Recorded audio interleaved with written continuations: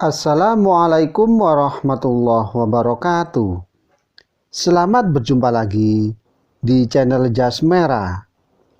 Dalam kesempatan kali ini, saya akan menjelaskan tentang sejarah berdirinya Masjid Nabawi bagian yang kedua.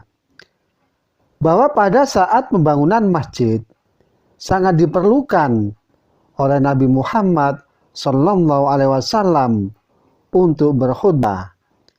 Maka bersamaan dengan pembangunan masjid itu, Nabi Muhammad membangun mimbar dari pohon kurma yang ditinggikan sedikit dari lantai dasar masjid. Sedang tempat tinggal Nabi Muhammad dibangun di samping masjid, dan di bagian lain dibangun sebuah ruangan yang disediakan bagi kaum muhajirin yang sangat miskin karena meninggalkan harta mereka yang berada di kota Mekah pada waktu hijrah. Mereka dikenal dengan nama akhlas sofa yang berbantalkan pelana untuk tidur.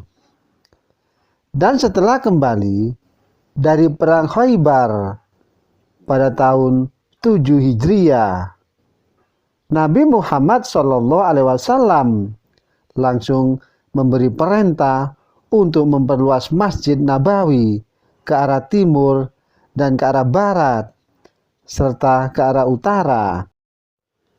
Baru pada tahun 17 Hijriah, yakni waktu Khalifah Umar bin Khattab, Masjid Nabawi diperluas lagi ke arah depan, yakni selatan dan barat, serta ke utara, sehingga luasnya mencapai 140 kali 120 hasta, ditambah 3 buah pintu, yakni bagian timur diberi nama Bab An-Nisa, yakni pintu wanita, dan 2 pintu lagi bagian utara.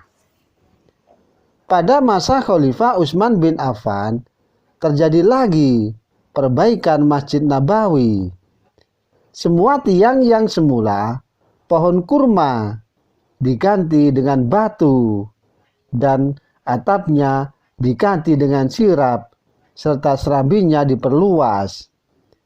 Pelaksanaan dilakukan pada tahun 29 Hijriah. Pintu yang tadinya berjumlah 6 diciutkan menjadi 4 buah pintu. Rumah-rumah tempat tinggal istri-istri Rasulullah dirombak menjadi ruang masjid, dan semua bahan bangunannya diganti dengan batu. Dan pelaksanaannya dilakukan pada masa Khalifah Al-Walid bin Abdul Aziz, yakni pada tahun 86 sampai 97 Hijriah, yakni penguasa dinasti Umayyah, yang berada di Suriah pada tahun 86 Hijriah, yang kemudian masjid ini diperbaiki kembali pada masa Umar bin Abdul Aziz. Dan pembangunan menaranya diilhami oleh cara Bilal bin Rabah, yakni seorang hamba Nabi Muhammad Sallallahu Alaihi Wasallam yang melakukan azan, yakni di atap paling tinggi di antara bangunan-bangunan penduduk.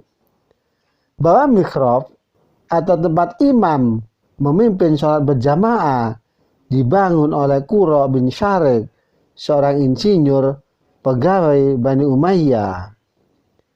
Dan pemakaian Kubah yang pertama kali untuk makam Maimunah binti Haris, istri terakhir Nabi Muhammad Sallallahu Alaihi Wasallam, yang wafat tahun 61 Hijriah atau tahun 681 Masehi.